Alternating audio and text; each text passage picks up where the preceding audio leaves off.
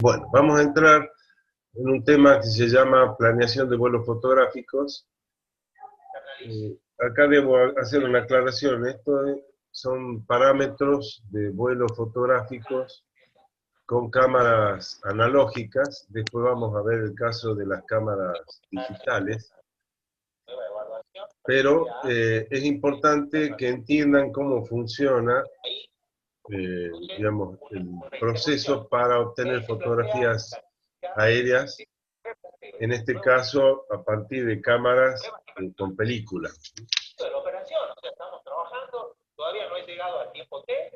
Perdón, hay alguien que está con un micrófono abierto.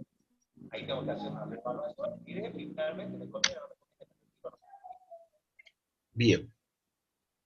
Entonces, para planear un levantamiento aerofotográfico se debe contar con datos e información que es muy importante, dado que esto nos va a permitir poder planear correctamente el levantamiento. Y lo primero que debemos tener en cuenta, obviamente, es el objetivo. O sea que el objetivo del levantamiento puede ser forestal, puede ser de, por ejemplo, algún otro parámetro como el suelo o el uso del suelo, la actividad del hombre, lo que fuese. Va a determinar la escala media de la fotografía. Esto es básico porque a partir de la escala media de la fotografía vamos a poder definir todo el resto de los parámetros que se van a calcular en el levantamiento.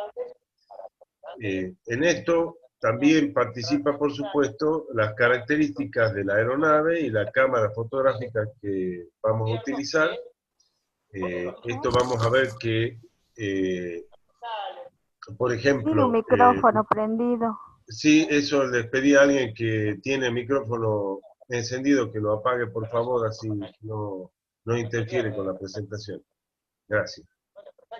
Les decía que las características de la aeronave es muy importante porque dependiendo del tipo de aeronave que se vaya a utilizar, vamos a poder utilizar una cámara determinada o obtener una escala hasta una determinada escala. Por ejemplo, el techo de vuelo. El techo de vuelo es la máxima altura que puede volar una determinada aeronave y esto va a ser una limitación para determinadas escalas fotográficas, ¿no? El tipo de película y los filtros, vamos a ver también en el caso de las digitales, el tipo de sensor, o sea, en qué bandas trabaja, en bandas, nos referíamos, ¿se acuerdan?, a las longitudes de onda, y obviamente según la zona y la época del año que se vaya a hacer el levantamiento, esto es importantísimo. Ahí dice superficie, en realidad debería decir área, límites y características topográficas de la zona a levantar, porque como vamos a ver, es muy importante considerar la dirección de los cordones montañosos.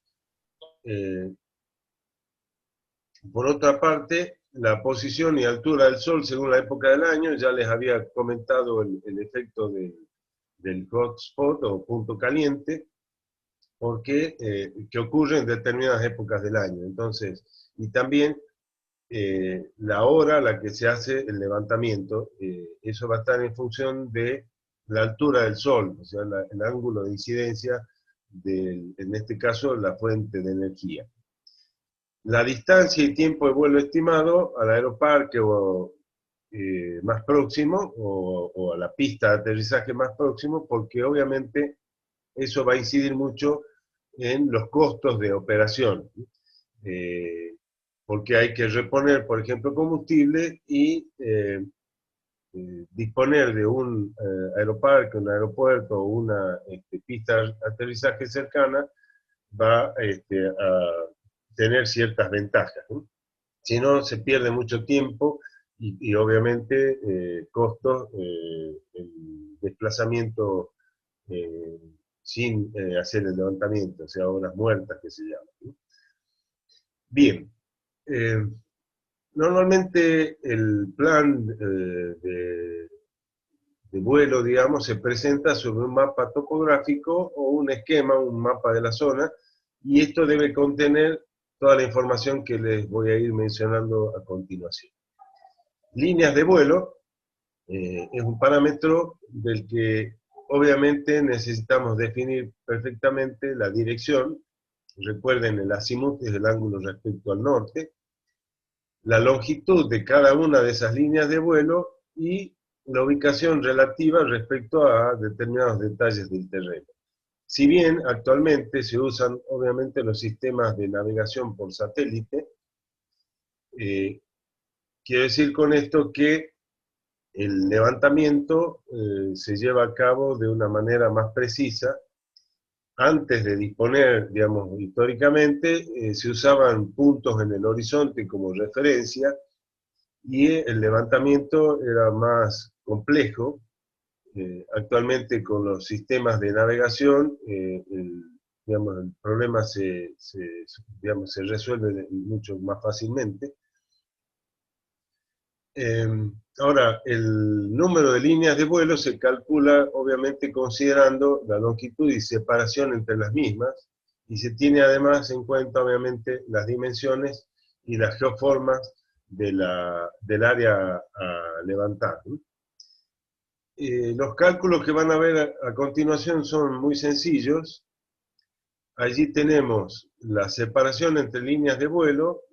Se usa normalmente, ya está estandarizado, la letra A con el subíndice I, y esto es igual a S, que es el lado de la fotografía.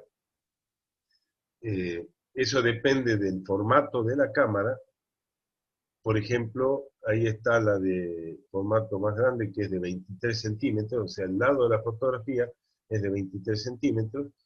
Los hay de 18 por 18, estamos hablando de cámaras métricas, vamos a ver la diferencia más adelante, por el módulo escalar, por 1 menos BI, que es el recubrimiento lateral. Ese recubrimiento lateral normalmente es de un 30%, más o menos un 7%.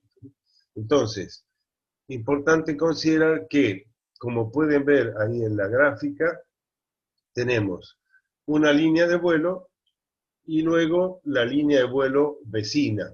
Y ahí hay una superposición del orden del 30%. Quiere decir que esto me va a permitir tener toda el área de interés cubierta con fotografías y además que podamos hacer estereoscopía que vamos a ver enseguida.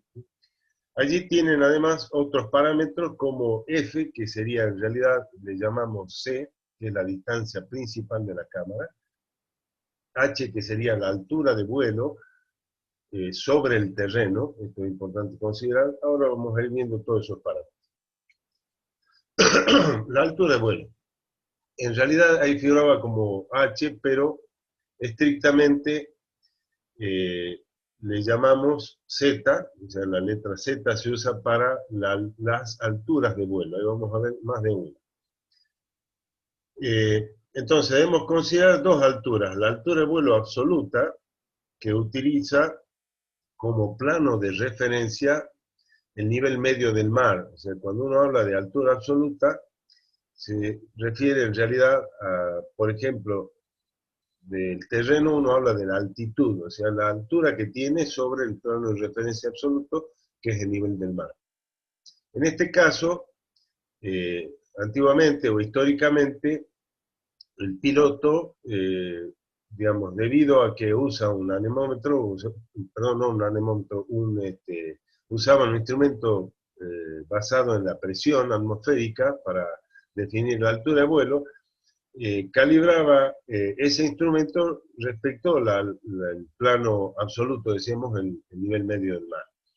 Entonces, en realidad, la altura media de vuelo había que darla en función de la altitud que tiene el terreno. Por ejemplo, si estamos volando en el Valle del Lerma, sabemos que tenemos una altitud de aproximadamente 1200 metros sobre el nivel del mar. Quiere decir que cuando yo al piloto le daba la altura de vuelo absoluta, tenía que tener en cuenta que ya el nivel medio de terreno tiene una altitud de 1200 metros sobre el nivel del mar. Entonces, tenemos la altura relativa, que es ZI, que es igual al módulo escalar por la distancia principal. La distancia principal del objetivo es un parámetro que está definido por la cámara que estoy utilizando. Ya lo vamos a ver más adelante. El módulo escalar, ustedes saben que la escala es igual a 1 sobre E, o sea, E es el módulo escalar. Y vamos a ver después la ecuación de la escala que relaciona, por ejemplo, la altura de vuelo con la distancia principal. Si se fijan ahí en la ecuación esa de altura de vuelo, yo puedo despejar perfectamente la escala, que sería igual, recuerden, la escala es 1 sobre el módulo escalar. Y eso sería igual a la distancia principal sobre la altura de vuelo relativa. Y la altura de vuelo relativa es igual a la altura de vuelo absoluta menos la altitud del terreno, que es h sub i.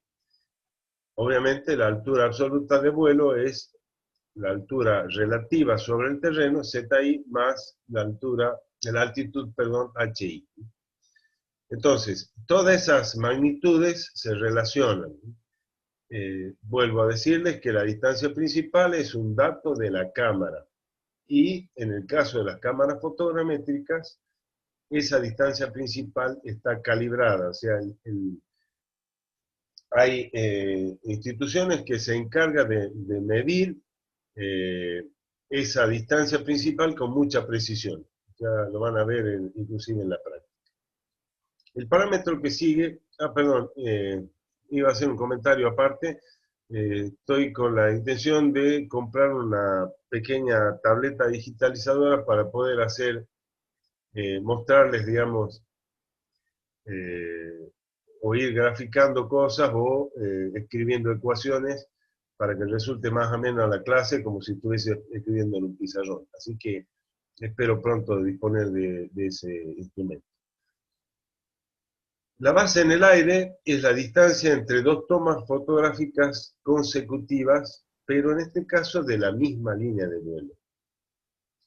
Hace un rato veíamos la separación entre líneas de vuelo y veíamos que esa separación A sub i es igual a S por el módulo escalar por 1 menos la superposición lateral, decíamos. Ahora estamos hablando de la separación entre fotografías consecutivas de una misma línea de vuelo. Y allí B sub i es básicamente igual que la otra ecuación, S, que es el lado de la foto, por el módulo escalar, por 1 menos UI. Pero ahora UI es el recubrimiento longitudinal, que es en general del orden del 60%. Ese 60% más o menos también en el orden de un 7%, porque no puede ser inferior al 53%, estrictamente al 50%, porque necesitamos que lo que se llaman puntos principales de la fotografía, que estaría ubicado en el centro de la fotografía, aparezca en la fotografía vecina, o sea, en la siguiente y en la anterior. Eso lo vamos a ver en fotogrametría. Entonces, si yo considero ahora los recubrimientos, que es nada más que despejar UI y BI, BI, que sería el recubrimiento lateral, y UI, el longitudinal, queda igual en el caso de U sub I, 1 menos la base en el aire sobre el lado de la foto por el módulo escalar. Y en el caso del recubrimiento lateral, igual a 1 menos la separación entre líneas de vuelo sobre el lado de la fotografía por el módulo escalar. Ahí tenemos la superposición, perdón, yo al principio, hace un rato dije el 7% para la lateral, en realidad más o menos es un 15%, más o menos un 15%, pero normalmente un 7% es suficiente. Y vamos a ver ahora, perdón, ahí volvemos a ver la gráfica a la derecha, y más abajo se puede ver las superposiciones longitudinales. Pueden ver la toma 1, 2, 3 y 4, la dirección de vuelo y la zona que cubren ambas fotografías de la misma porción del terreno. Y como podrán observar, tenemos más del 50% de superposición. Luego sigue otro parámetro que es el intervalo entre exposiciones. O sea, es el tiempo que demora la aeronave entre, digamos, que se dispara la cámara, toma una fotografía y que se dispara nuevamente la cámara para tomar la siguiente fotografía. Recuerden que esa distancia es la base en el aire, la distancia entre dos tomas sucesivas sobre la misma línea de vuelo, dividido por la velocidad del avión, que eso está en kilómetros, normalmente en kilómetros o en millas por hora, eso vamos a ver más adelante. El tiempo de vuelo, esa es una estimación para, digamos, para calcular los costos del levantamiento, porque obviamente si alguien los contrata para hacer un levantamiento, ustedes tienen que calcular muy bien los costos para poder presupuestar y después no perder dinero, ¿no? Ese tiempo de vuelo es igual, obviamente, a la longitud total del vuelo fotográfico. Esto sería como sumar, sería estrictamente sumar las líneas de vuelo, la longitud de cada una de las líneas de vuelo, o la sumatoria de las longitudes parciales, digamos. Pero ahí hay que tener en cuenta que el avión entre una línea de vuelo y otra debe hacer un rulo, o sea, salir de una línea de vuelo, hacer un giro y entrar en la siguiente línea de vuelo. Así que ahí hay una longitud que no está considerada. Hay que tomar una revancha, o sea, incrementarle un porcentaje correspondiente a ese tiempo de vuelo en que no se están tomando fotografías. Y luego, por supuesto, sumarle el costo del tiempo de vuelo muerto, o sea, el tiempo que demora el avión entre la pista de aterrizaje de donde despegó hasta la zona de vuelo y luego de la zona de vuelo volver a la pista de aterrizaje. Pero eso no es estrictamente tiempo de vuelo, sino digamos, adicional de tiempo sin que no se está usando en el levantamiento. Este tiene en cuenta el tiempo de vuelo estricto del momento que se están haciendo las fotografías. Luego tenemos el famoso MIF, o movimiento de la imagen fotográfica. Este es un valor muy importante a tener en cuenta para evitar que la fotografía salga movida, esto es, que salga borrosa debido a que el tiempo en que se expone la película sea adecuado para que la fotografía no salga movida. Es el mismo caso de que yo pretenda sacarle una fotografía a un vehículo que se está moviendo a gran velocidad. Por ejemplo, un Fórmula 1.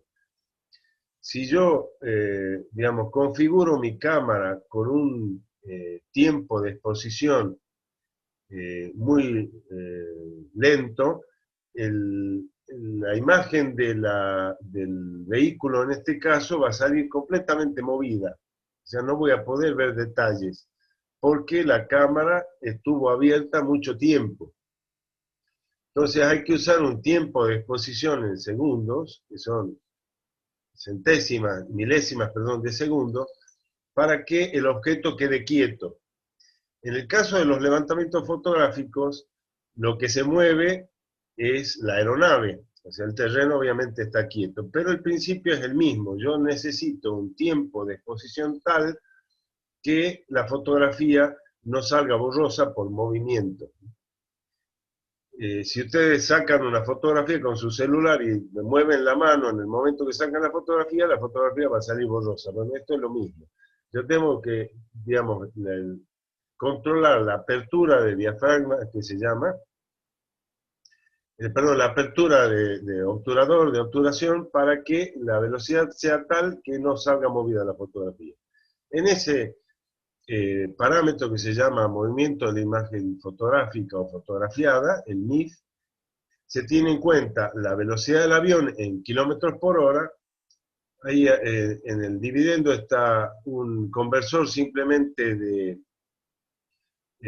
segundos hora, o sea, 3600 segundos la hora, por el tiempo de exposición, que es el que yo les mencionaba, que tiene que ver, llamado también tiempo de obturación en segundos, por la escala, fíjense ahí está la escala puesta como corresponde, 1 sobre el módulo escalar, por 10 a la 6, que es otro conversor de milímetro por kilómetro, o sea, la cantidad de milímetros que tengo en un kilómetro. Ese valor de MIF nunca debe superar los 0,02 milímetros, o sea, la centésima, la 2 centésimas, digamos, de milímetro. De lo contrario, la imagen saldría movida. Entonces, cuando uno hace el cálculo, teniendo en cuenta la velocidad a la que se va a desplazar la aeronave, ahí fíjense, vuelvo con el tema de los tipos de aeronave que se van a utilizar. Hay una condición que está vinculada con la velocidad crucero, quiere decir la velocidad a la que se debe desplazar la aeronave para no entrar en pérdida, o sea, no perder altura y obviamente estrellarse.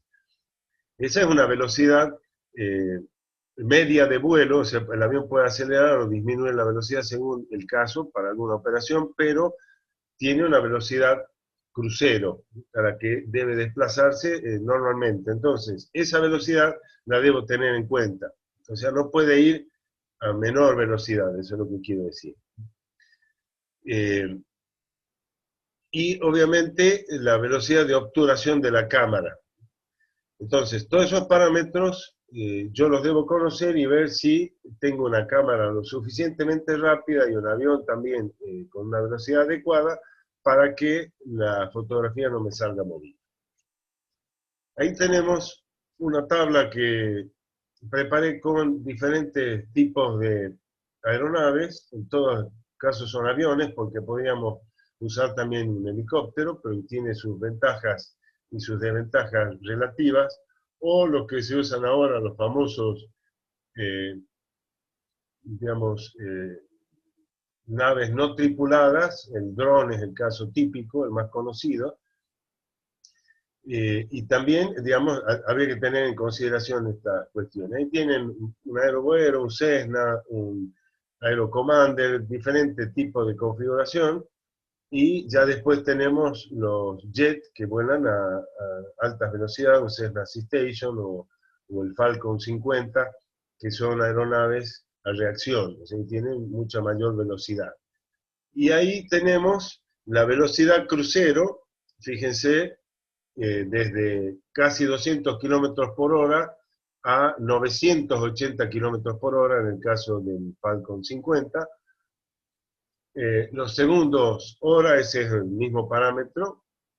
El tiempo de exposición en segundo, ahí tienen uno en 500, que es un tiempo de exposición, otro uno en 250, que serían tiempos de exposición relativamente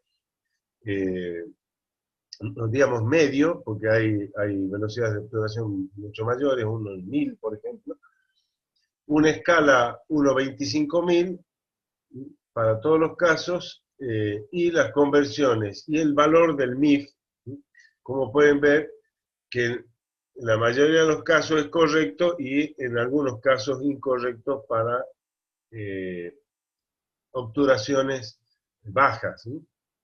Entonces, simplemente para que tengan una tabla de referencia de la relación entre tiempo de exposición o de obturación y la velocidad a la que se desplaza la aeronave en el momento del levantamiento fotográfico. Bien, otro parámetro, estos son sobre todo cálculos, como digo, para tener en cuenta los costos. El número de fotografías por línea de vuelo, obviamente va a ser la longitud de la línea de vuelo dividida a la base en el aire, o sea, la distancia entre las tomas fotográficas sucesivas, considerando obviamente por lo menos en el orden de un 60% de superposición. El número total de fotografías obviamente va a ser la sumatoria del número parcial de fotografías por línea de vuelo. Y también hay una forma de estimar a priori el número de fotografías que necesarias para cubrir todo el área del levantamiento, que es obviamente el área a fotografiar, dividido. Esto les va a recordar la relación que había entre las superposiciones longitudinales y laterales, la separación entre línea de vuelo y la base en el aire. Fíjense que son los mismos parámetros. O sea, yo debo dividir el área de la fotografía, perdón, por el lado de la foto al cuadrado, ya sería el área que cubre la fotografía en el terreno, por el módulo escalar al cuadrado, por 1 menos UI, que es la superposición longitudinal, por 1 menos BI, que es la lateral. Y ahí tendríamos otro parámetro que es el área cubierta por cada fotografía. Recuerden que área está al cuadrado, es el lado de la fotografía por el módulo escalar al cuadrado. Eso es lo que cubriría en el terreno una fotografía a una determinada escala. Y el área neta ganada por cada fotografía es lo que, digamos, voy ganando en nueva porción fotografiada. Allí pueden ver en la gráfica que tengo la dirección de vuelo de una línea de vuelo. Obviamente, al finalizar esa línea de vuelo, el avión debe hacer un giro, o sea, el piloto hace un giro e ingresa en la siguiente línea de vuelo, que es de dirección opuesta, ¿sí? Para no tener que hacer toda la vuelta y ingresar en la misma dirección, no tiene sentido. Entonces, la dirección de vuelo de la siguiente línea es opuesta. Y se van superponiendo lateralmente, dijimos un 30% más o menos un 15%, y longitudinalmente en el orden de un 60% más o menos 7%. De manera que lo que figura ahí como AN, que es el área neta ganada por la nueva fotografía, es aquella porción que no fue fotografiada en las tomas anteriores. Y eso es igual al lado de la fotografía al cuadrado, por el módulo escalar al cuadrado, por justamente la relación entre las superposiciones, que es lo que veíamos recién en el denominador de el número total de fotografías, el número aproximado, digamos, de fotografías.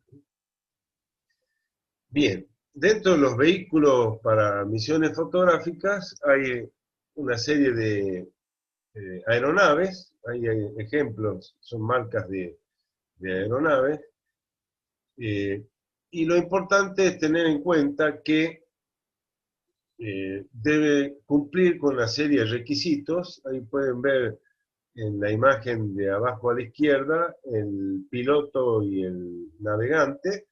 O sea, el navegante es el que va controlando que el levantamiento se haga adecuadamente, o sea, siguiendo la línea de vuelo. Vamos a ver algunos defectos o errores durante el levantamiento. Luego se ven dos cámaras en tándem, porque obviamente cuando una de las cámaras se le termina la película a una de las cámaras, el fotógrafo activa la siguiente cámara y esta sigue tomando fotografías mientras puede cambiar la película la que se terminó, digamos, ¿no? Y después, bueno, vamos a ver todos los otros componentes de las cámaras. Ahí está, digamos, el cerebro de la cámara, el que está a la izquierda de las dos cámaras, que es el que va a tener todos los parámetros del levantamiento fotográfico, el que va a hacer que automáticamente se disparen las cámaras y demás. Entonces, lo importante de una aeronave para levantamiento fotográfico es que tenga una cabina lo suficientemente grande, espaciosa, para que puedan operar, obviamente, el piloto, a veces llevan piloto y copiloto, un navegante, que es el que vemos arriba a la derecha, que va haciendo el control de vuelo fotográfico, y un fotógrafo, que es el que controla que las cámaras funcionen bien y cambia la película y demás. O sea, por lo menos 3 a 4 tripulantes para un levantamiento adecuado. No siempre se cumple con todas las condiciones, pero es lo esperado. Entonces, elementos a considerar para la elección de una aeronave: buena visibilidad, dice, para navegante y piloto. Eso de horizonte, por supuesto, obviamente está muy vinculado con una buena navegación, con que el piloto pueda realizar su tarea como corresponde. Gran variación de velocidad, esto es porque hay momentos en que, yo hablaba hace un rato de tiempo muerto, en el momento en que el avión despega y va a la zona de operación, y luego que termina de fotografiar, de hacer el levantamiento, volver a la pista o al aeropuerto que corresponde, donde salió. Eso es necesario que se haga con en el menor tiempo posible, ¿cierto? Con la velocidad mayor. Entonces, más allá de la velocidad de crucero, importante para el levantamiento, que tenga posibilidad digamos, de variar su velocidad y acortar los tiempos muertos. Y también capacidad de ascenso importante, porque yo necesito llegar a la altitud requerida para la escala que fue elegida para el levantamiento. También, obviamente, maniobrabilidad, eso es también para reducir los tiempos en los giros, como aterrizar y despegar en pistas cortas, que a veces nos ha tocado, por ejemplo, trabajar en zonas donde había que aprovechar las pistas de aterrizaje de tierra que usan digamos, los productores agropecuarios para fumigación. Entonces tienen los Air Tractor, se llaman, son esos aviones para fumigación. Entonces, las pistas son cortas, no son buenas, y si uno dispone de una aeronave que permite aterrizar en esos sectores, es muy conveniente, porque puedo operar próximo a la zona de vuelo. Un techo alto de vuelo, ya lo había comentado, porque es importante que yo pueda alcanzar digamos, llegar a altitudes grandes para tener un margen para escalas, sobre todo pequeñas, ¿sí? De manera que si yo tengo una limitación en el techo de vuelo, no voy a poder obtener escalas más chicas. Eso es una limitación, porque las cámaras fotográficas tienen una distancia principal, la que veíamos, que varían en cierto rango nada más, ¿sí? Eso lo vamos a ver cuando hablemos de cámara. Vibraciones mínimas para evitar, justamente, ¿se acuerdan del MIG? Movimiento de la imagen fotográfica. Los tubos de escape dispuestos de manera que los gases de la combustión no vayan a manchar las ópticas, porque obviamente la cámara va dentro de la cabina, pero hay digamos, se hace un orificio en el fuselaje del avión que lleva un protector, obviamente, para que la cámara no quede expuesta y no entre aire durante el levantamiento. Y además, digamos, es importante que ese sector donde está la cámara no reciba, por ejemplo, los gases de combustión, porque podrían manchar, por ejemplo, el vidrio que va cubriendo el fuselaje del avión, que va reemplazando en realidad el fuselaje del avión, que es donde la cámara está ubicada para la toma fotográfica. Obviamente afectaría la calidad de la fotografía. Y el orificio de la cámara debe ser amplio para permitir el funcionamiento de esta. Vamos a ver cómo se mueve, tiene un cierto margen de movimiento para que la cámara pueda estar siempre de manera vertical en el momento de la toma. Ya hablamos de la cabina amplia y la cantidad mínima de la tripulación, que hablamos de 3 a 4 personas, obviamente comunicados, para que la operación se haga de manera adecuada.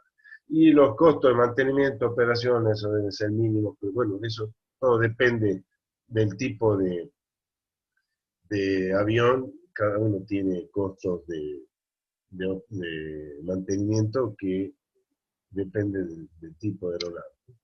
Ahí tenemos otros tipos de aeronaves, por ejemplo, los helicópteros que tienen ciertas ventajas. Fíjense arriba a la derecha, con ese pequeño helicóptero, cómo hacen un levantamiento fotográfico usando un tambor en el que va ubicada la cámara y el fotógrafo es el que la opera desde afuera. Bueno, hay formas de adaptar diferentes sensores para ese tipo de levantamiento, ¿no? Y bueno, otros helicópteros, ¿cuál es la gran ventaja? Es que yo puedo aterrizar y despegar casi verticalmente, y eso beneficia en el sentido que no necesito una pista de aterrizaje como tal y que puedo usar de base de operaciones justamente en la misma zona donde voy a hacer la fotografía. Y también la posibilidad de permanecer estable en el aire para obtener tomas fotográficas estáticas, me refiero a que en posiciones estáticas, eh, si bien como veíamos hace un rato, el levantamiento se hace con tomas a medida que la aeronave se mueve, pero tendríamos la posibilidad de hacer algunas tomas en sitios específicos, manteniendo la aeronave quieta. De todos modos, también tiene grandes desventajas, sobre todo la vibración que provoca el rotor del helicóptero, y eso afecta el, digamos, el MIF, recordarán, ¿no? Si no tengo que usar velocidades de obturación muy altas. Después está la fotografía con drones, que están hoy muy de moda, en general se llaman por la sigla en inglés BANT, que sería vehículo aéreo no tripulado. Los más conocidos son los drones, que justamente drone significa zángano, ¿saben lo que es un zángano? Una abeja, un tipo de abeja. De allí viene el nombre de drone.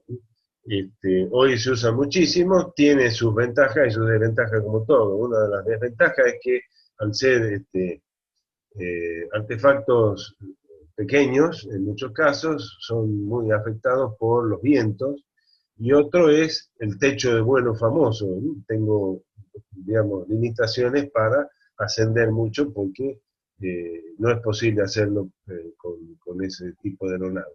Pero ofrecen mucha versatilidad y ventajas para levantamientos en zonas, en áreas relativamente chicas. Por ejemplo, ahí vemos el caso de una explotación minera. Eh, bueno, antes de entrar, vamos a dejar acá porque ya faltan 5 minutos para empezar con, digamos, parte de este tema nuevo que es la geometría de los vuelos fotográficos, para que entiendan cómo funciona la operación, digamos, del levantamiento, y que sepan que esto mismo ocurre con, por ejemplo, los satélites. Por supuesto que el efecto de la atmósfera en un avión es mucho mayor que el caso de los satélites que están orbitando, por ejemplo, en el orden de 700, 900 kilómetros. Entonces, las órbitas son mucho más estables. Pero también ocurren pequeños, digamos, errores en el momento en que se hace el levantamiento. Recuerden que, bueno, vamos a ver que en el caso de los satélites, el levantamiento, el registro es continuo. Lo mismo vamos a ver para algunas cámaras digitales. De manera que luego se deben hacer correcciones a todas esas deformaciones provocadas por, digamos, la alteración de los parámetros preestablecidos para el levantamiento fotográfico. Ahí vamos a ver algunos casos. Entonces, estos son dos defectos producidos por el viento, que hace que en un caso el piloto intente llevar en el drift el avión en la dirección correcta, pero se está separando de la línea de vuelo, y en el segundo caso, en el CRAB o desviación angular, el piloto intenta mantenerse sobre la línea de vuelo, pero el avión va de costado, ¿no? O sea, como si fuese derrapando, por decirlo de alguna manera, en el caso de un vehículo. Y ahí están viendo el efecto del drift en cómo se saca, cómo es la secuencia de fotografías, y en el crab también. O sea que en el primer caso las fotografías salen en la dirección de la línea de vuelo, o sea, el eje X que mencionaba, se mantiene, pero las fotografías se van separando, como ven, de la línea de vuelo. Y en el otro caso se mantienen sobre la línea de vuelo, pero están rotadas. Eso ocurre si no tenemos una cámara fotográfica que permita la rotación. Eso lo vamos a ver más adelante en cámara fotográfica. O sea, ese sería el caso de que la cámara esté fija sobre el fuselaje del avión y no tenga la posibilidad de rotarse para evitar que las fotografías salgan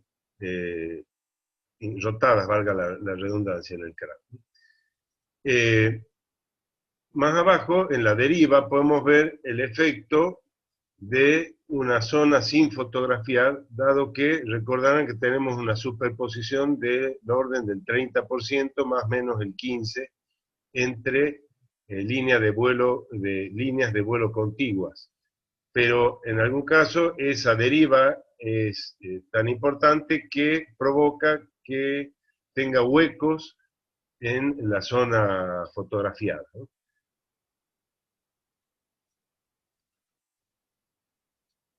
Perdón, termino con los ejes de un levantamiento. Decía que el eje X corresponde a la línea de vuelo, el eje Y corresponde a la perpendicular. Digamos que sería, si el avión va correctamente, si está volando correctamente sobre la línea de vuelo y no está torcido, el que pasaría por las alas del avión, considerando que la cámara está justo en esa posición. Y el eje Z es el que corresponde a la altura de vuelo. Bien, siguiendo con la planeación de los vuelos, en muchos casos se debe considerar diferentes alturas. Yo les dije que la escala de una fotografía, la escala media de una fotografía, es la relación entre la distancia principal, digamos que sería la distancia focal de la cámara, no es estrictamente lo mismo, pero consideramos, hay una pequeña diferencia, pero consideramos a la distancia principal, a la distancia entre el obturador, ya vamos a ver eso en cámara fotográfica, y el plano del negativo, o sea, la distancia requerida para que la fotografía salga enfocada. Ese es un parámetro de la cámara. Vamos a ver diferentes tipos de cámaras en función de precisamente la distancia principal, una clasificación. Bueno, ese es un parámetro. El otro parámetro de la escala es la altura de vuelo, o sea, el eje Z que hacía mención hace un momento. Y en algún caso se puede o se requiere que se hagan vuelos a diferentes alturas para conservar aproximadamente la misma escala en la fotografía, ¿sí? Ahí tienen el ejemplo en la primera gráfica. En otro caso, inclusive, si como corresponde, vamos a ver, los levantamientos se hacen en la dirección de las máximas elevaciones, o sea, siguiendo las crestas.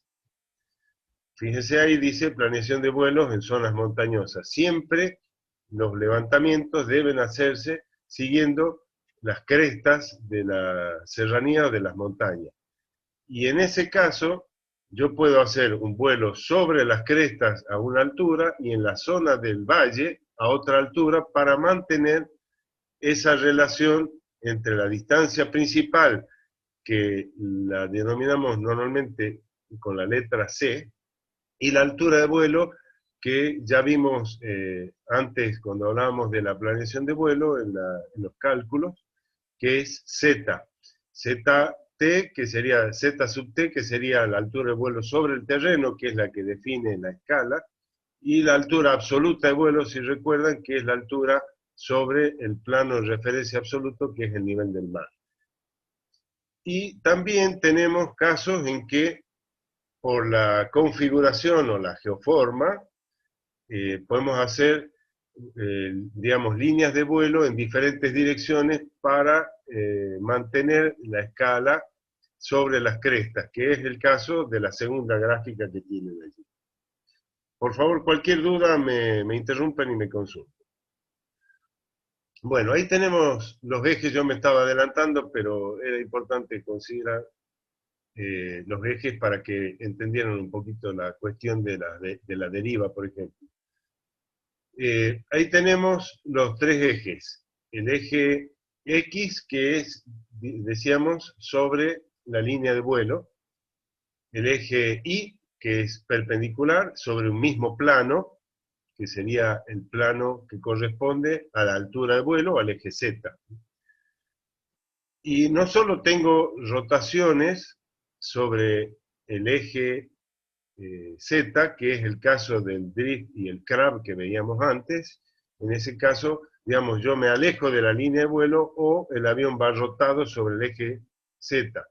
Para que entiendan cuál sería el eje Z, se han visto en las colecciones de los museos, por ejemplo, los insectos los pinchan con un alfiler.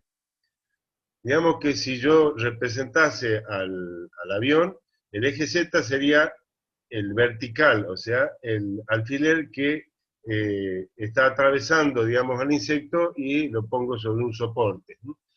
Entonces yo puedo girarlo, en este caso al avión, sobre el eje Z. Luego, la rotación sobre el eje X sería cuando hay ladeo, o sea, cuando el avión se pone de costado, ¿no? Se mueven lateralmente las alas. ¿No?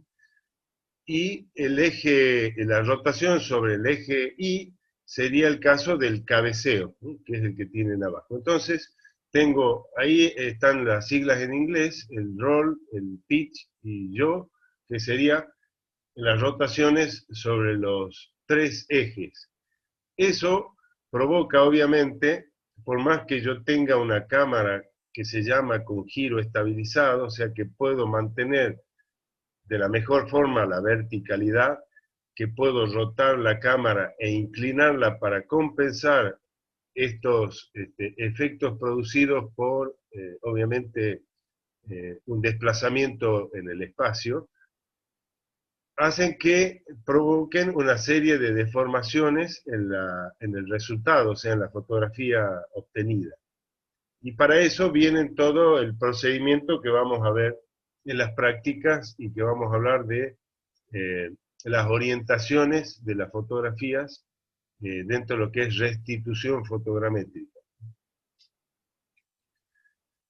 Bueno, ahí tienen las deformaciones que se introducirían en la fotografía de acuerdo a esas inclinaciones de las que estaba hablando recién. En el primer caso, a la izquierda, en la gráfica, tienen una toma fotográfica ideal.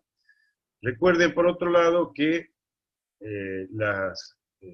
la proyección de una fotografía aérea es de tipo central, dado la forma en que se obtiene la imagen. Eso lo vamos a ir viendo con más detalle. De manera que la toma vertical ideal correspondería a una serie de círculos concéntricos a partir del punto principal de la fotografía. Ya vamos a ver todos esos elementos también. Quiere decir que el centro de la fotografía está coincidiendo con lo que se denomina el nadir. El nadir es la vertical, ¿sí?, que atravesaría el centro de proyección de la cámara, ¿no? Entonces, todas las desviaciones se harían a partir de ese centro. Vamos a ver esas deformaciones que se producen por ser una proyección central. Pero la toma fotográfica ideal es la que se obtiene de manera vertical, estrictamente vertical. De allí podemos ver el siguiente gráfico, que es con cabeceo cómo ocurre esas deformaciones e inclusive hay variaciones de la escala, ya lo vamos a ver más adelante. Y el otro caso es la combinación de cabeceo y ladeo, que provoca también, obviamente, deformaciones adicionales a las propias de la proyección central. Bien, vamos a ver ahora poder de resolución. Esto está directamente vinculado con otra particularidad tanto de la fotografía de tipo analógica, o sea, con película, como la fotografía digital e inclusive con las imágenes de satélite, con lo que denominamos resolución. Y la resolución no es más que la capacidad del sistema para representar, o sea, registrar y representar los detalles y objetos próximos como elementos separados. Quiere decir que yo puedo identificar objetos que, a pesar de estar contiguos, los puedo discriminar. Eso está directamente vinculado con esta ecuación que está presentada allí.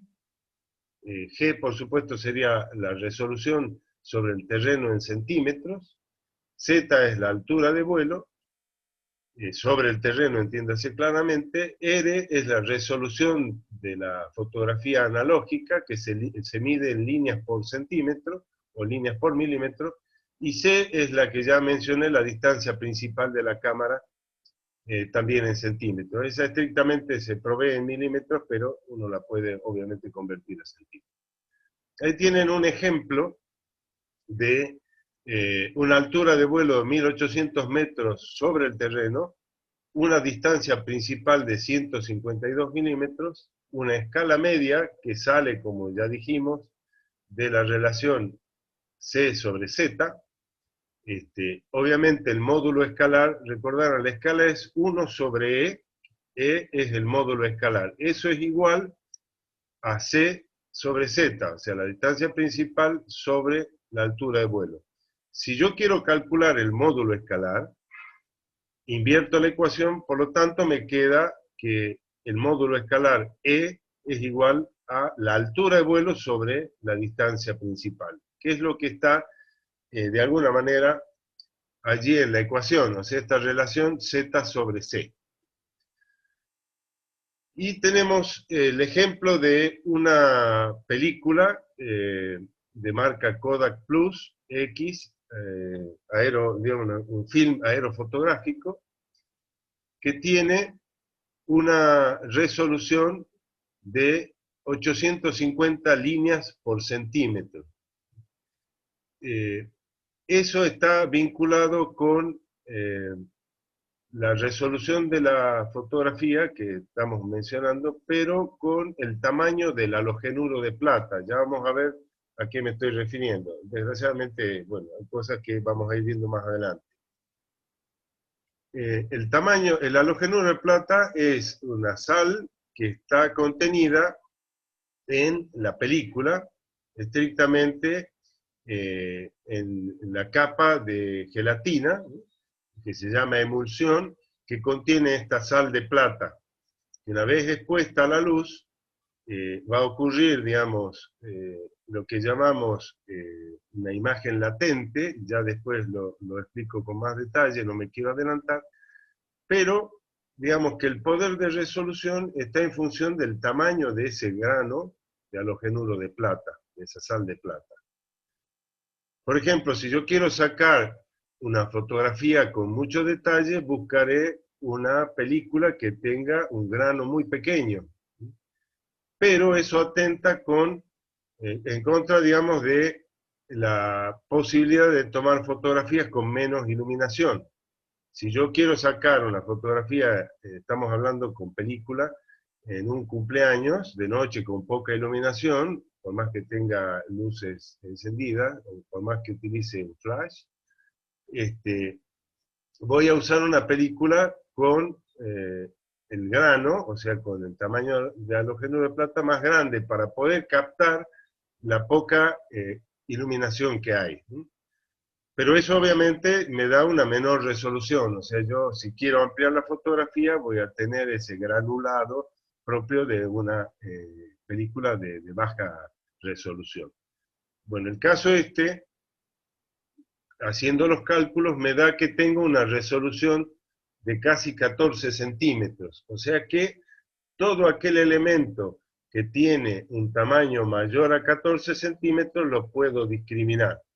Si es de menor de 14 centímetros, que vaya que es una resolución, una muy buena resolución, no voy a poder discriminar. O sea, todo aquello que tenga un tamaño menor se va a confundir con otro. ¿Se entiende el concepto, no? Bien. Luego del hecho el levantamiento, por supuesto, viene la evaluación, que tiene, por una parte, aquellos aspectos geométricos inherentes al levantamiento, que se considera el recubrimiento longitudinal en máximo, medio, mínimo, o sea, se pone en rangos, uno lateral también, la desviación respecto a la línea de vuelo prefijada, un cubrimiento estereoscópico y fotográfico del área, quiere decir que si tengo toda la zona con visión estereoscópica completa, de manera que yo tenga en todos los casos una superposición longitudinal de por lo menos, dijimos, el 55-53% para poder ver en estereoscopía todos los pares, ¿no?, estereoscópicos, y que haya cubierto con, no solo con fotografía, sino con que me permita la visión estereoscópica todo el área de interés.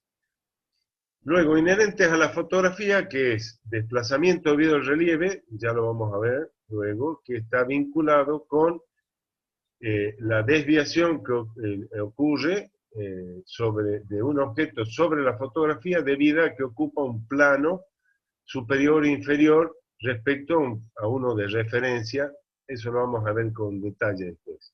Desplazamientos por inclinación de la cámara y distorsiones provocadas por el objetivo. O sea, fíjense que hay una serie de deformaciones que sufren la realidad, o sea, los objetos que yo estoy fotografiando, debido, primero, al desplazamiento por relieve que está vinculado con la proyección de la fotografía, la proyección central. Desplazamiento por inclinación de la cámara, o lo que veíamos recién. O sea, la fotografía, digamos, el levantamiento no es en ningún caso estrictamente perfecto, porque por más que yo pueda corregir esas inclinaciones en parte, corregir las inclinaciones, en ningún caso voy a hacerlo por completo. Entonces, tengo una serie de desplazamientos de los objetos en la fotografía debido a la inclinación de la cámara. Y por otro lado, distorsiones provocadas por el objetivo. El objetivo es esa serie de lentes que están en el cono de la cámara, ya lo vamos a ver a eso, y que es la parte óptica, o sea, que permite que yo obtenga la fotografía con un determinado detalle. Hay una parte óptica que me permite acercarme de alguna manera y poder obtener la escala que deseo en el levantamiento. Esas lentes son construidas, son de cristal obviamente, y provocan una serie de deformaciones, debidas primero a la construcción de cada una de las lentes.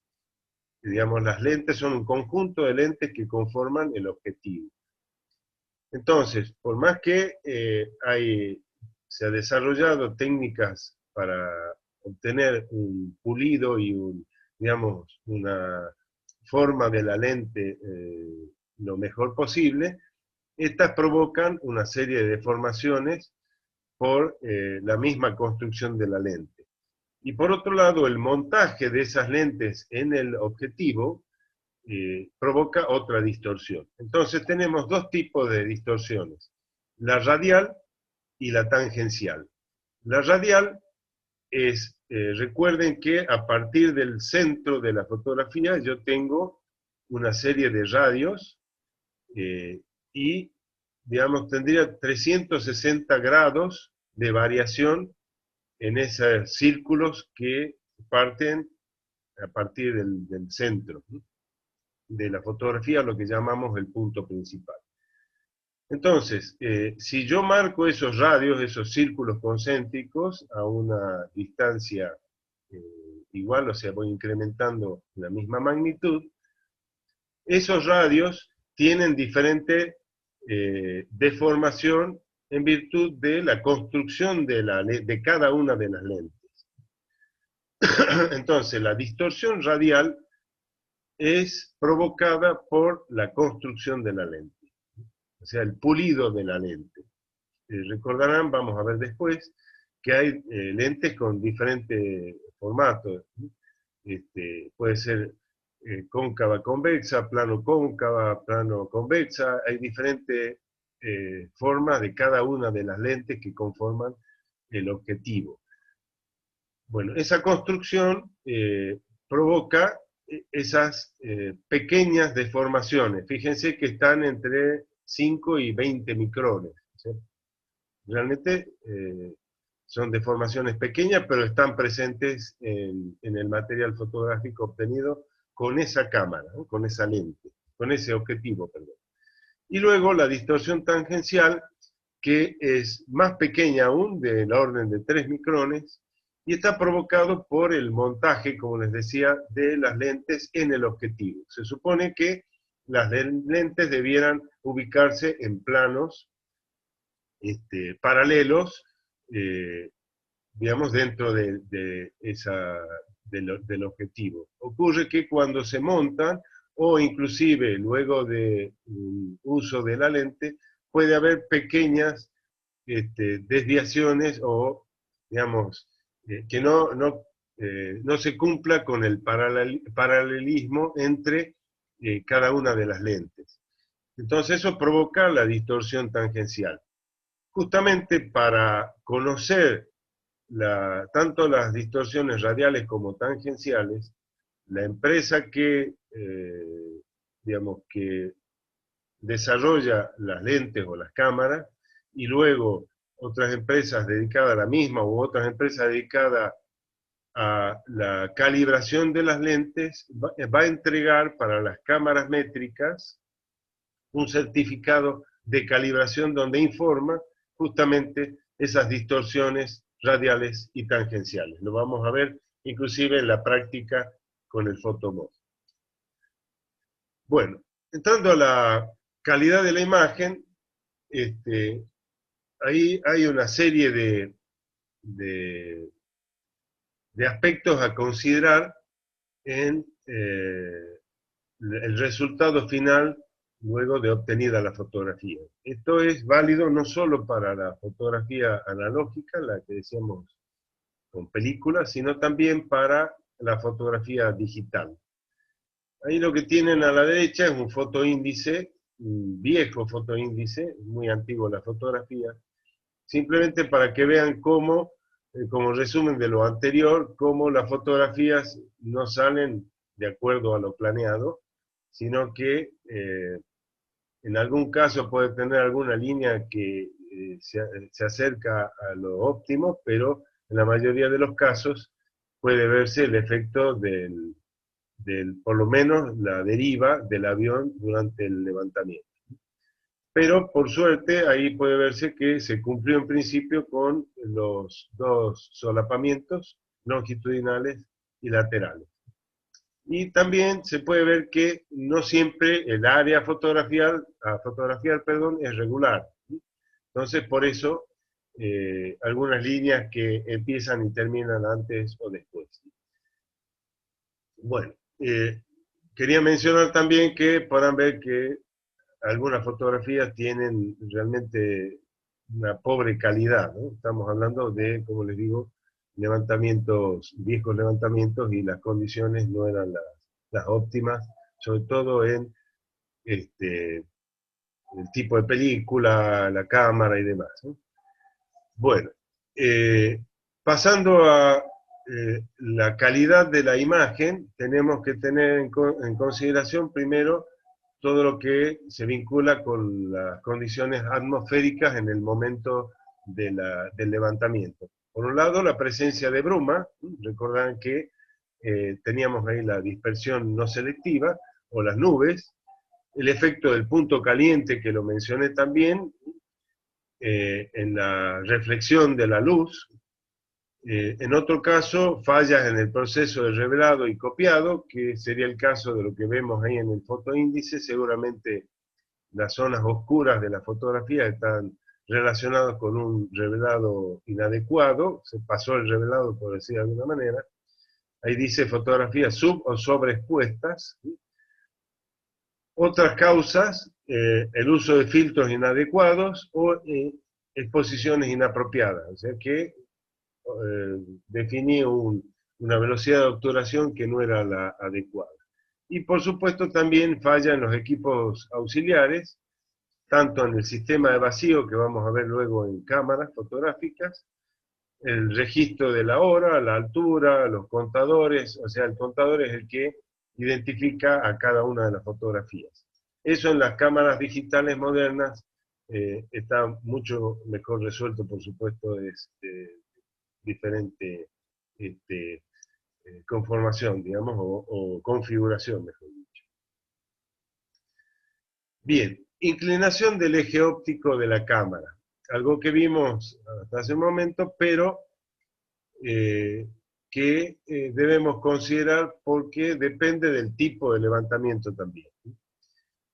En principio, lo que pretendemos es una fotografía vertical, o sea, perfectamente vertical, de manera que obtengamos una muy buena imagen, pero además que nos permita luego hacer mediciones. Si bien hay una fotogrametría que se usa, por ejemplo, desde el terreno y que permite medir objetos, pero ahora, en ese caso, los objetos están, digamos, podemos decir, en un plano perpendicular a la cámara. Sería lo mismo que, en este caso, el negativo, cuando yo hago una fotografía vertical, lo que espero es que el plano del negativo, donde se forma la imagen, sea paralelo al plano medio del terreno. Esto es, que ambos planos se encuentren paralelos.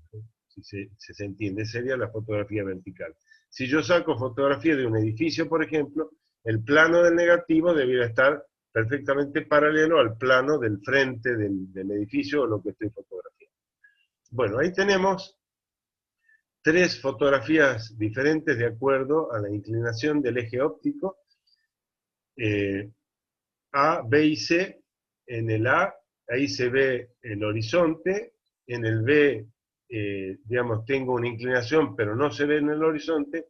Y en la C, la fotografía sería estrictamente vertical. Entonces, tenemos, de acuerdo a la inclinación del eje óptico, la vertical se considera tal cuando esa inclinación es menor a 3 grados. ¿Sí? Y en ese caso se usa para la realización de mediciones, o sea, fotogrametría.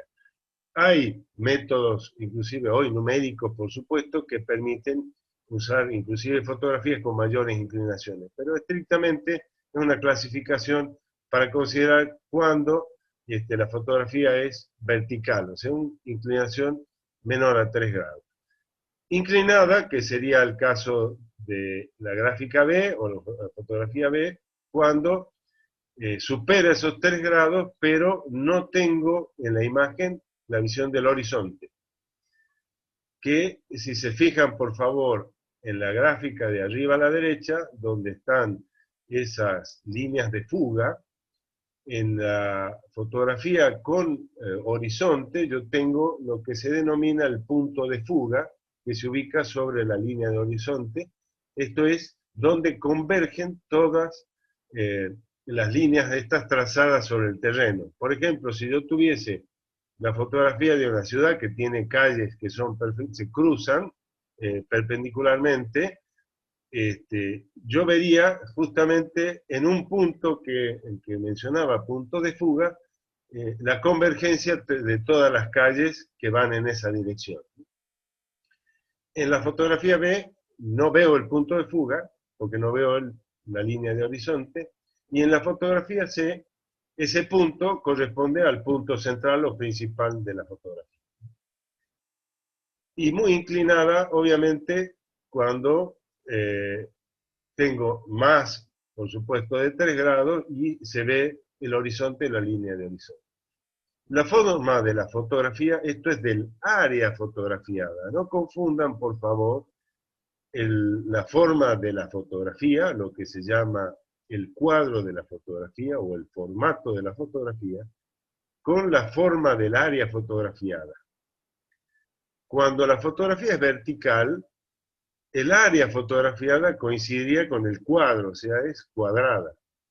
Cuando la fotografía es inclinada, la forma del área fotografía, o sea, la porción de terreno que aparece en la fotografía, tiene una forma trapezoidal. Lo podemos ver en la gráfica de las líneas de fuga, en la que corresponde a la B. Y trapezoidal extendida cuando tengo la línea de horizonte. Escala. Ahí dice que la vertical es uniforme para un mismo plano horizontal. Entonces, yo ya mencioné que la escala varía en función de la distancia principal, que obviamente si es la misma cámara, el mismo objetivo, ese valor es constante. Y depende también de otro parámetro que es la altura de vuelo, el Z.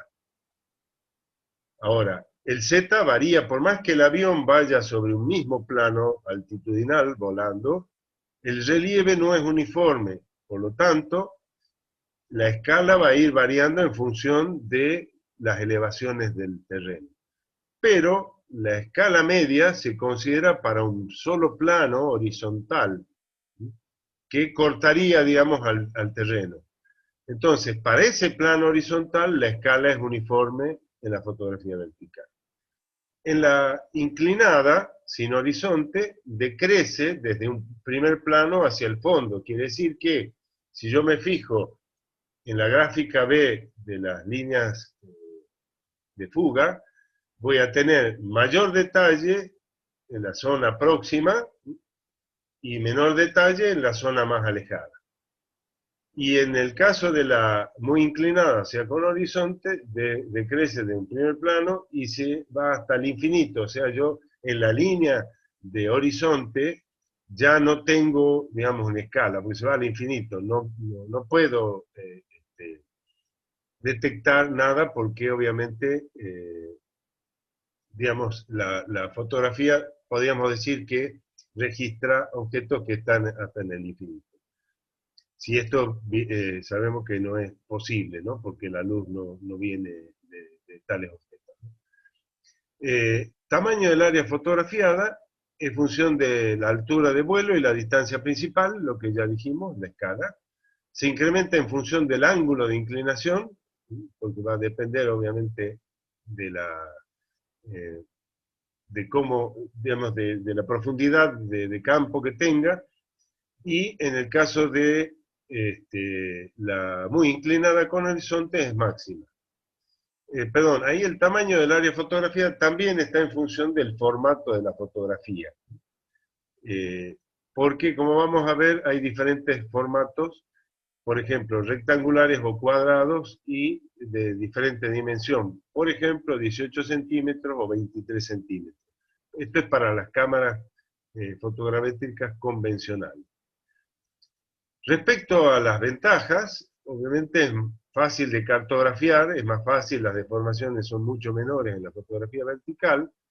En el caso de la inclinada, el área cubierta es mayor, pero se puede cartografiar, esto es para los, digamos, la tecnología más antigua, se usaban algunos instrumentos que los vamos a mencionar rápidamente, pero hoy con la fotogrametría analítica, me estoy refiriendo a la digital, analítica porque tengo todas las funciones de manera numérica en un algoritmo y puedo hacer correcciones inclusive para fotografía que tenga una determinada inclinación.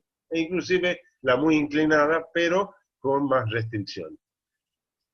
Digamos que el principal uso de la muy inclinada con horizonte es que tiene la mayor cobertura de terreno, es la más económica porque cubre más, obviamente, área, y además es ilustrativa. Eso vamos a ver inclusive que en las cámaras métricas se usa lo que se llama una cámara de horizonte, que obtiene fotografías a medida que se va haciendo el levantamiento con la cámara fotogramétrica de manera vertical. Esta cámara obtiene fotografías que sirven para hacer luego el control del levantamiento fotográfico. O sea, una cámara mucho más pequeña que obtiene justamente fotografías con horizonte. Luego, para el caso del uso más frecuente, obviamente proyectos fotogramétricos y de fotointerpretación en la vertical, en la inclinada, fotointerpretación en general, y en la muy inclinada, interpretación del paisaje, de las estructuras geológicas, relieve, geoforma, uso del suelo, todo lo que quiera. Digamos, es una imagen que me brinda un panorama mucho más general. Ahí tenemos, por ejemplo, el Cabra Corral, la fotografía B, el Cabra Corral desde la vista de la zona del río Juramento, o sea, la salida de la presa hacia el río Juramento. En la de la izquierda, una zona del Valle del Lerma, o sea, en la que tiene horizonte, y la C es una de las fotografías que tienen ustedes, si mal no recuerdo, en el práctico, que es la zona de Moldes, en el Valle del Lerma.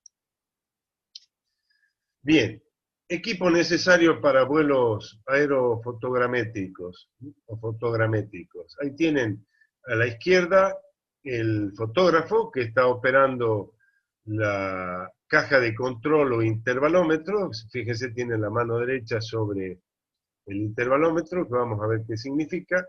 Y luego en su mano izquierda, donde tiene el reloj, está la cámara, perdón, el anteojo de navegación, o sea que está haciendo el seguimiento del vuelo fotográfico, y lo que ven ahí de mayor dimensión que está montado sobre el fuselaje del avión es la cámara fotogramétrica. Fíjense las dimensiones que tiene, seguramente es una cámara de formato 23 por 23 centímetros. Imagínense el tamaño de la película.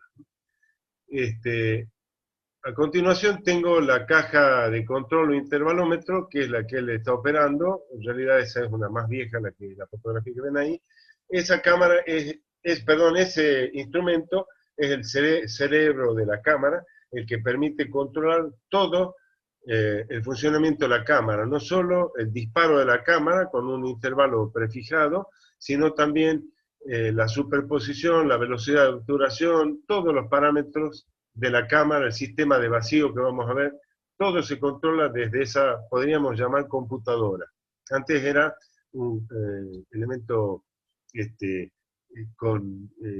electrónico, digamos, pero hoy ya es una computadora, porque trabajamos con fotografías digitales, por supuesto, y el levantamiento se controla desde una computadora. A la derecha tenemos el ejemplo de una cámara gran angular. Vamos a ver qué significa eso de gran angular. RMK A1523, una marca de cámara. Ahí podemos ver el conjunto de la cámara. Tenemos a la izquierda el intervalómetro. Debajo de eso está una bomba de vacío que es la que hace funcionar el sistema de vacío de la cámara. Ahora vamos a ver. La cámara propiamente dicha, con el montaje sobre el fuselaje, que es el que se llama de giro estabilizado, o sea que permite corregir esas inclinaciones provocadas por los movimientos de la aeronave. Ya vamos a ver con más detalle.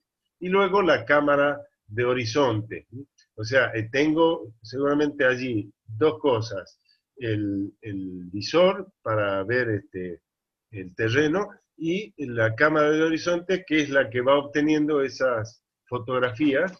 O sea, tengo visual, o sea, el navegante o el fotógrafo puede ver el terreno con el horizonte, con la vista del horizonte, para controlar que el vuelo se está haciendo correctamente, pero además se obtienen fotografías. Ahí está abajo a la izquierda otro anteojo de navegación, que es un bill, y a la derecha tenemos justamente lo que ve el navegante o fotógrafo, según sea el caso, tenga los dos operarios, digamos, el que va fotografiando y el que va haciendo la navegación, o a veces el mismo fotógrafo hace cumple con las dos funciones. Lo ideal sería que haya un navegante y un fotógrafo. El navegante cumple la función de, si bien están todos conectados con auriculares, o sea, comunicados me refiero, porque están hablando permanentemente, entonces el navegante es el que da instrucciones tanto al piloto como al fotógrafo de acuerdo a cómo va evolucionando el levantamiento. Entonces ahí tenemos, por ejemplo, el número 1 es el índice de medición de intervalos, eso es para saber que se está cumpliendo con el intervalo prefijado. El campo para la cámara gran angular, fíjense lo que cubre, el número 2, el 3 es el campo para cámara normal, fíjense la diferencia, eso es, digamos, el tipo, eso está vinculado con la distancia principal de la cámara, ya lo vamos a ver mejor. Y luego tenemos el nivel esférico, ese nivel esférico es el que podríamos llamar nivel de burbuja, que es algo similar a lo que usan los constructores para saber si tengo algo perfectamente horizontal, ¿no? Llamado nivel de burbuja, y eso me va a permitir saber si la cámara está fotografiando con un desvío superior, por ejemplo, a los 3 grados preestablecidos. Luego tenemos indicado ahí el punto de fuga, el número 5, y el 6 obviamente va a ser la línea de horizonte. El 7, eso estamos hablando ya para la inclinación de la fotografía con un 50%. Tenemos el campo para la cámara super gran angular, que vamos a ver después también qué es, está vinculado con los otros dos. El campo para la cámara gran angular y para la cámara normal. Y a la derecha tenemos dos ejemplos de visores, uno de la cámara Zeiss y otro de la cámara Bill. Bueno.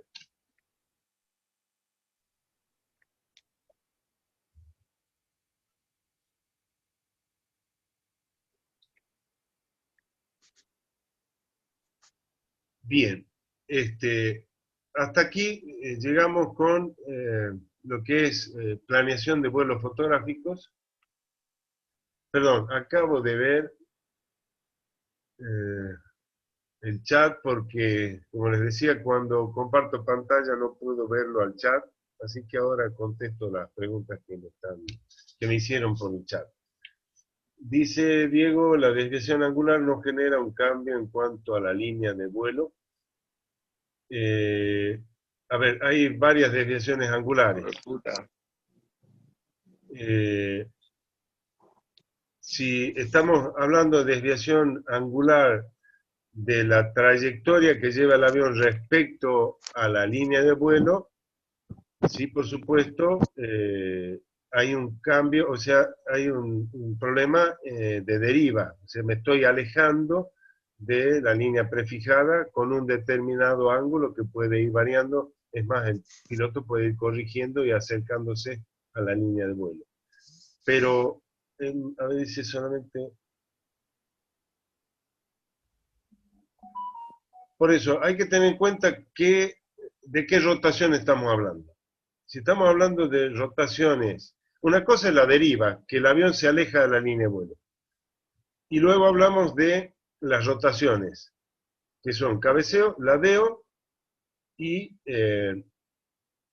podríamos decir deriva, pero en realidad es rotación sobre el eje Z. Entonces, si hay cabeceo, hay una rotación sobre el eje Y. Si hay ladeo, hay una rotación sobre el eje, a ver, si me interpretan, si mi mano es la aeronave y este sería el plano que pasa por las alas del avión. Si el avión cabecea, hay una rotación sobre el eje Y que atraviesa las alas. Si hay una rotación sobre el eje Z, ocurre esto. ¿Sí? Yo les decía, es como pincharlo con un alfiler, ese es el eje Z. Entonces el avión rota de esta manera. O sea, en principio puede haber deriva y además rotación sobre el eje Z, o que el piloto corrija la rotación sobre el eje Z, pero que el avión se vaya, digamos, separando de la línea de vuelo. Esa sería la deriva. Ahí recuerden que hay dos conceptos, el drift y el crowd, que son desviaciones.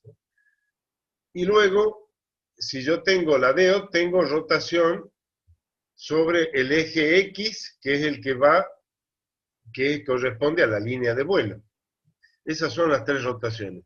Si hay rotación sobre el eje Y, el cabeceo, o rotación sobre el eje X, sí, a ver, en el eje X puedo considerar que hay, digamos, me estoy separando de la línea de vuelo. En realidad no me estoy separando si es que el avión va sobre la línea de vuelo, pero estoy fotografiando parte que no, digamos, no estoy fotografiando verticalmente, pero no debiera considerarse mucho porque si no, ya ahí tendríamos que hablar de una fotografía que no cumple con los estándares para la fotogrametría. O sea, si supera los 3 grados, o sea, en principio no debiéramos hablar de afectación de la línea de vuelo, ¿no? El otro compañero dice, Diego, los parámetros al mismo. Los parámetros de las cámaras de vuelo se establecen de forma automática o el fotógrafo los va controlando manualmente. A ver, no, los parámetros de la cámara son estrictos, en el sentido de que son constantes. El formato de la cámara es uno solo porque la cámara es, por ejemplo, 23 por 23 centímetros. Ese es el formato de la cámara.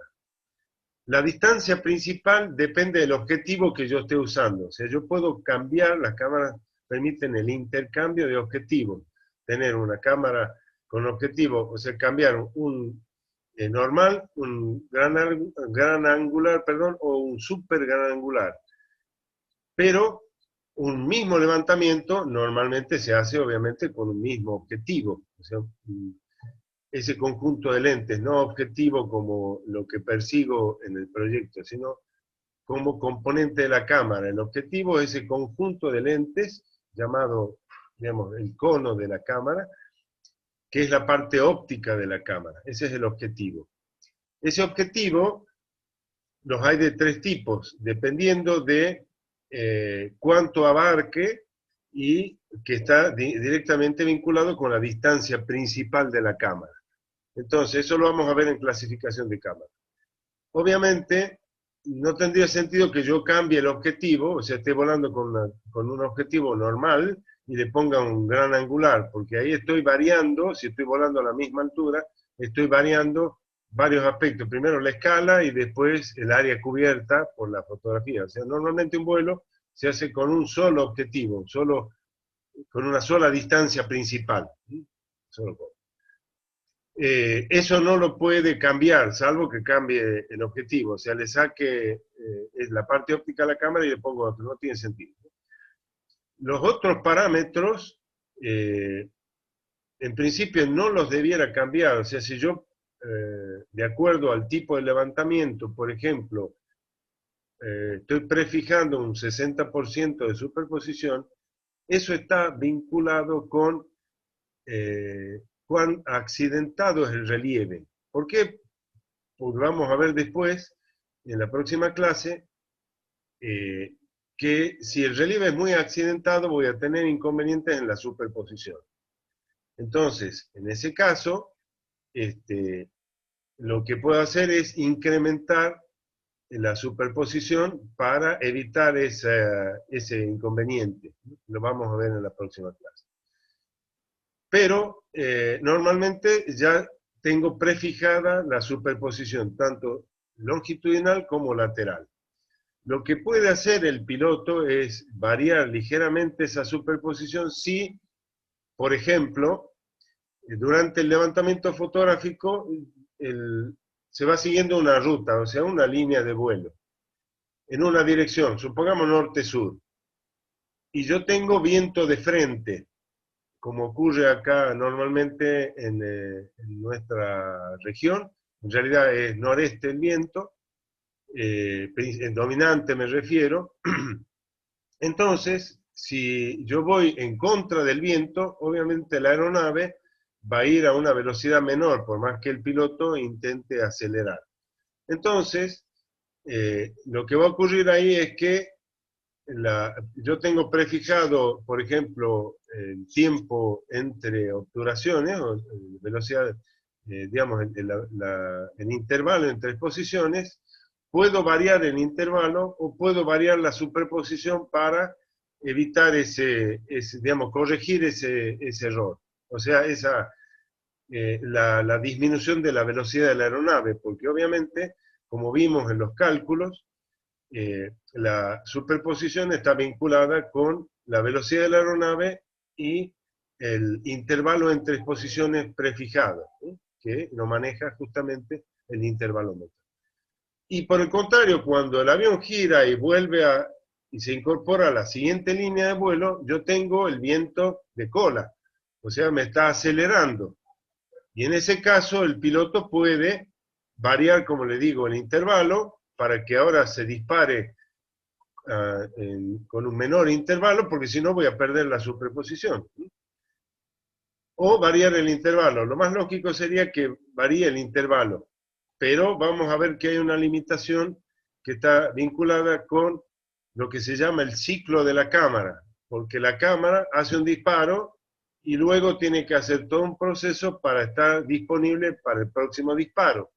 Si ese intervalo, o sea, ese ciclo de la cámara es largo y no podés hacer disparos a corto tiempo, digamos. Por ejemplo, cada 2 segundos, cada 1 segundo, de acuerdo a la velocidad del avión, obviamente de la velocidad a la que se desplaza la aeronave y la velocidad crucero de la aeronave. Recordarán, esa tiene que ver con la sustentación de la aeronave. O sea, son muchos parámetros que hay que ir controlando para obtener un levantamiento adecuado. O sea, sí, el fotógrafo los puede controlar, pero en principio están prefijados, ¿no? Salvo que ocurra, como le digo, esta cosa que de golpe tenga un viento de cola y la velocidad aparente, porque una cosa es la velocidad que le indica, por ejemplo, el tablero al piloto, pero hay una velocidad real sobre el terreno. Eso hoy con los sistemas de navegación satelital están perfectamente resueltos, ¿no? Antes se medía velocidad aparente con otros sistemas, no voy a entrar en detalle, no vale la pena, pero basado principalmente con la velocidad del aire. Pero entonces yo tengo un viento de frente, parece que estoy a una mayor velocidad y la velocidad real sobre el terreno no es esa. Hoy con los sistemas de navegación satelital yo tengo una velocidad más o menos, un error muy pequeño, muy próxima a la real, o sea, tengo un control mucho mayor del levantamiento. Perdón, ahí dice, se quiso referir a la rotación sobre el eje X, al eje Z, sí. Si tengo una rotación sobre el eje Z, voy a tener un cambio en cuanto a la línea de vuelo, porque normalmente esa rotación está asociada a la deriva.